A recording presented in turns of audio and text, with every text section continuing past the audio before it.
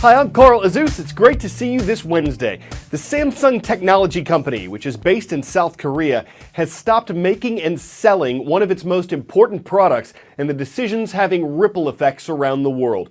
First of all, if your smartphone is a Samsung Galaxy Note 7, and analysts estimate there could be as many as 2 million of them still out there, officials say you should stop using it immediately. Shut it off, don't recharge it, keep it away from airplanes and trains, and take it back to the store where you bought it. The device went on sale in August. It cost at least $850 in the US and had good reviews from critics for its design and power. But then, many of the phones started catching fire. The company tried to fix the problem by updating the phone's software and changing battery suppliers. Samsung executives apologized repeatedly, but they officially gave up on all that Tuesday, recalling 2.5 million Galaxy Note 7s. The company's stock suddenly dropped, while that of Apple, one of its competitors, has been on the rise. Analysts say Samsung should still be able to stay in business, but that's just one challenge ahead of the company. The true beauty of Galaxy Note 7. The Galaxy Note 7 is no more. Just 2 months after its triumphant launch, Samsung's flagship smartphone has been relegated to a disastrous footnote.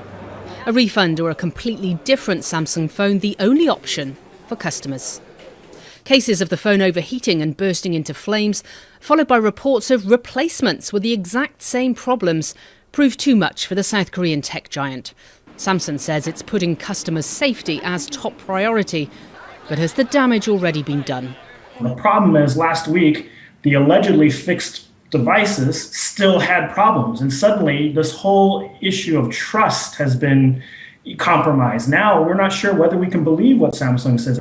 Customers in South Korea are notoriously loyal to their greatest export, a company that's believed to account for up to 15% of South Korea's GDP. Many vowing to stick by the company no matter what. This man who owns a Note 7 said, "I don't think they've lost credibility. I've always used Samsung's products. It's too difficult to move to another brand." This woman tells me competition with Apple is fierce already, and this could mean they'll now be chasing them one step behind. It's really regrettable. Patriotic support of a company that doesn't translate to the rest of the world. Weeks of announcements on board flights asking Samsung Note 7 owners to turn them off and keep them off during the flight. All portable devices must be switched off at the common landing. Thank you. A negative message reaching far beyond even their own customers. Flood warnings were in place last night in parts of the U.S. states of Maryland, Virginia, and the Carolinas. More flooding was expected in riverside towns of North Carolina, where 31 of the state's 100 counties have been declared federal disaster areas. That speeds up help and funding to the places that need it. All of this is the result of Hurricane Matthew, even though the storm passed days ago. Thousands of rescues have been made, thousands of people have been sent to shelters. Hurricane Matthew's death toll in the U.S. is at least 24 people, but that's only a fraction of the hundreds who were killed in the Caribbean nation of Haiti, where rebuilding efforts have started and have a long way to go. Days after Hurricane Matthew, help is on the way. Rice and plastic tarps choppered in by the U.S. military. Sadly, this humanitarian aid is only a drop in the bucket because the scale of the damage after this deadly storm is massive. Here's what's so terrifying about what we're seeing here. All of these homes destroyed, all of this destruction was caused by the hurricane's winds, moving at speeds that are barely conceivable. In the port town of Jeremy, the storm flattened concrete walls and peeled the roofs off many buildings, including the town's 19th century cathedral. Me and my family is living in here. Yeah. Can we go in? Yeah. Tuman St. Plou takes me to what's left of his home. Oh, man. The big damage is the roof of my house is this a bit, like you see. Just flew right off. Yeah, they flew right off, and then he, his wife and children cowered in the corner like this, exposed to the storm. For hours. For hours. In the rain, in the wind. Rain. The storm decimated the top floor of the town's main hospital, and made a mess of what's left. The wards that still function treat hundreds of new patients a day, including dozens of cases of cholera. Many here fear a wider outbreak of the deadly waterborne disease. The water is is contaminated, so very difficult to have safe water. At the banks of the river, where residents now wash and bathe, these women tell me the storm surge drowned their pigs and cows, destroying their main livelihood and source of food. But the survivors are not giving up. While they wait for the outside world to send help, they are hard at work with the daunting challenge of getting this town back on its feet. U.S. President Barack Obama says the government's goal in the next chapter of space exploration is sending humans to Mars by the 2030s and then getting them safely back to Earth.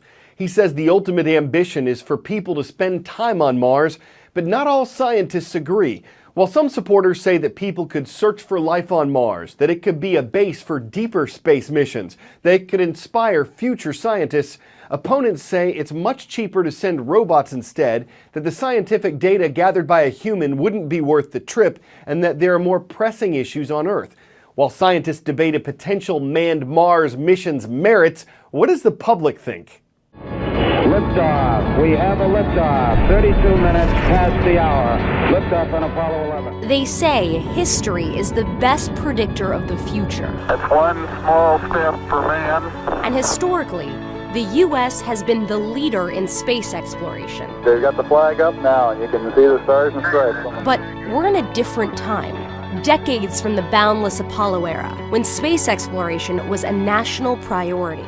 No nation which expects to be the leader of other nations can expect to stay behind in this race for space. Now we're at a point where scientists and space enthusiasts say we need to push further. But the question is, does our country still have the will to go deeper than we've ever been before?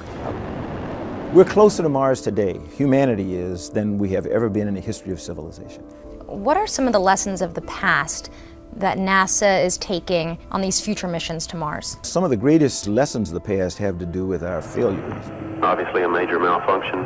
One of the things that we constantly remind ourselves is we have to be hungry all the time. What is it going to take to get to Mars?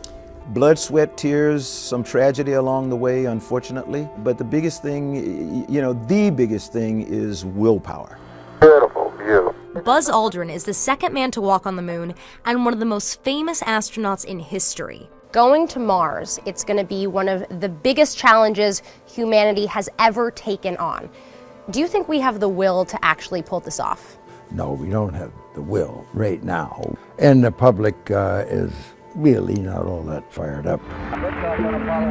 The whole atmosphere that we're living in is not like it was in the Apollo era. One big difference is the level of enthusiasm of the American public. The second big difference is the level of enthusiasm in Washington. And it's not just enthusiasm. NASA doesn't have an exact price tag for a manned mission to Mars, but some argue it could cost hundreds of billions of dollars. The U.S. is trying to lead the rest of the world in exploring our solar system, but not a foray out and back, but actually expanding human presence throughout our solar system.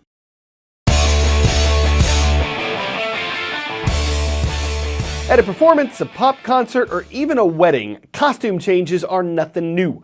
But have you ever wondered if someone has set a record for the sheer number of them?